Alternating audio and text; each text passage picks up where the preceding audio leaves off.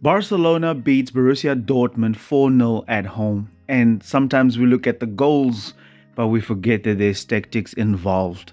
And this is actually orchestrated all by the Barcelona manager, Mr. Hansi Flick, which had some great tactics. And Dortmund actually made the same mistakes against Barca that Real Madrid did against Arsenal. And we're going to take a look at the similarities and the tactics. As always, do subscribe to the channel. It's going to help us a lot to get this family to grow. We are on the way to 10,000 subscribers. Let's start. In the build-up phase, when Dortmund looked to split their centre backs, we saw a very common thing that we've seen all season from Barcelona, coming with Rafinha and Lamine Yamal very narrow. In this situation, we saw that Dortmund only had a single pivot. That's why Lewandowski was the only one necessary to sit here. And Firmino was actually tasked to defend here with Pedri, like a second line of defense. But something interesting was whenever somebody was in the half space, we saw that Rafinha would stay a little bit back and wait till the ball come out here and then press from an angle, or even when the ball go to the fullback, he would press over there. So a slight change in Barcelona's build-up play when they defend. Here we see that Robert Lewandowski is actually on the single pivot and points to Firmino to go a little bit back. And we also see that Rafinha was trying to cover Julian Brandt, and he was waiting for the pass before he would go press the fullback right there from Borussia Dortmund. However, in this situation, if Dortmund would decide to play the ball to the right-hand side, you would see Rafinha coming in here narrow to press the goalkeeper or even the centre-back if they are in that situation right there. Where Lamine would then go on to that centre-back, and if the fullback would receive the ball here, we would saw that Koundé come out to press. And it was actually Kubarsi and not Firmino that was actually pressing Adeyemi. Because we saw that Dortmund also used this player right here in order to come over, and that is how Firmino would cover him.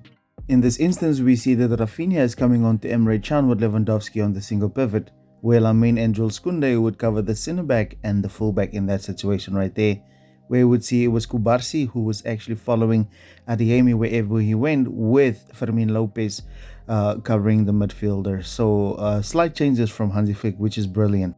However, one of the things that make Barcelona so devastating this season is not even the way that they score goals or the way that they press. It's actually the fact that when they lose the ball high up the pitch, they actually go into this gegenpress. Like the counter press is one of the best things going for Barcelona at the moment.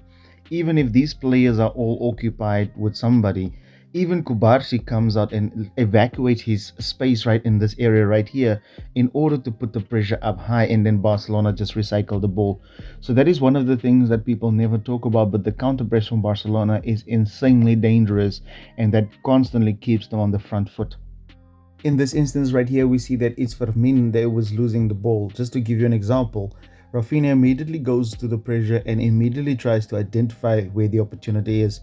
And they round Rafinha, look at one of the midfielders, Nwameka, or what is his name, comes forward to get on the ball or drops, and it's Kubarsi right there on him as a centre-back. However, before we see what Barcelona did in possession, help the channel to reach 10,000 subscribers. I think we're less than 140 subscribers away from 10,000, but yeah, subscribe to the channel, guys. When Barcelona looked to build up from the back, we saw that one of the midfielders would join their strikers, and the wingers would tuck in, kind of like a 4-2-4 situation, which is the same thing Real Madrid did against Arsenal. And you can check that video out on my second channel. I'm going to leave a link in the description.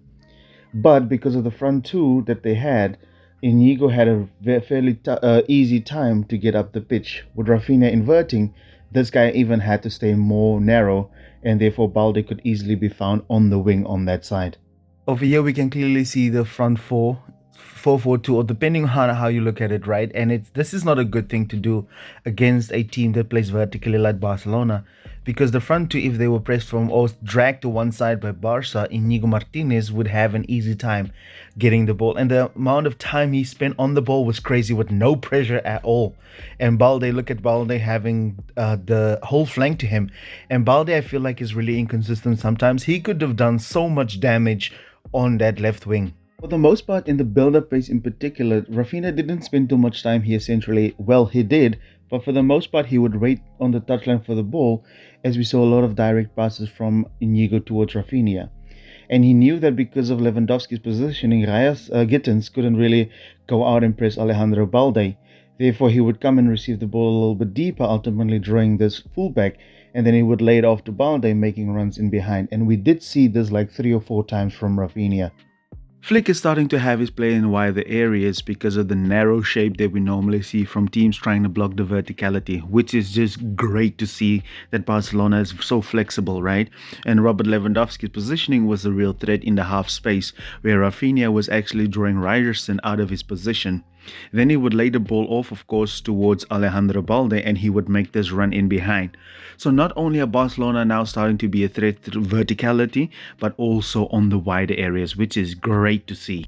The same thing with Pedri in this narrow shape, or even Frenkie de Jong, where they would come out into these areas. Barcelona simply just inverts Rafinha and Balde goes forward. And that is where and how Pedri has so much time on the ball, because this guy cannot afford to go out and press Pedri, because then Rafinha would easily receive the ball in the half space, right?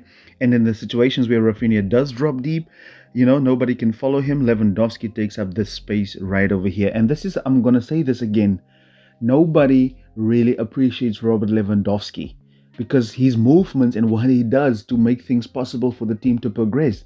People don't see it because we have become so accustomed to seeing goals and assists. And this is great stuff from Robert Lewandowski. The way he receives the ball in these areas when Rafinha or Pedri or whatever, he makes up those numbers. And look at the diamonds that Barcelona are many a times able to form because of him.